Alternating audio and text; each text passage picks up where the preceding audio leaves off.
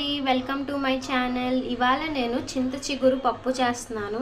Try చేశారా? ఒకవేళ try చేయకపోతే ఈ వీడియోలో చూపించే విధంగా ట్రై చేయండి, మీకు బాగా నచ్చద్ది. ఒక టీ గ్లాస్ అంతా కందిపప్పు తీసుకున్నాను. అది బాగా 2 సార్లు బాగా కడుక్కోవాలి. ఆ తర్వాత ఒక గ్లాస్ అంతా నీళ్లు తీసుకొని స్టవ్ మీద పెట్టుకోవాలి. 6 పచ్చిమిరపకాయలు వేసుకోవాలి. దాంట్లోకి ఒక ఎర్రగడ్డ వేసుకోవాలి,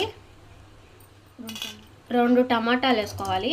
దాంట్లోకి ఇంకా 1 స్పూన్ అంతా పసుపు వేయాలి. తోటకూరని నీళ్ళల్లో వేసుకొని 2 సార్లు బాగా కడుక్కోవాలి. ఈ ఉడికే కందిపప్పులో ఇంకా మనం ఆ తోటకూర వేసుకోవాలి.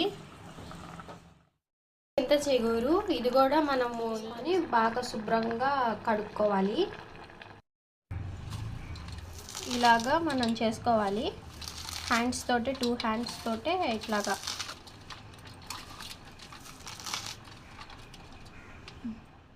కందిపప్పు ఆకుకూర వేసుకున్నాం కదా, అలాగే ఇప్పుడు చింత చిగురు కూడా వేసుకోవాలి. దాంట్లోకి సగం ఉడికిపోయింది. 2 వంకాయలు వేసుకోవాలి.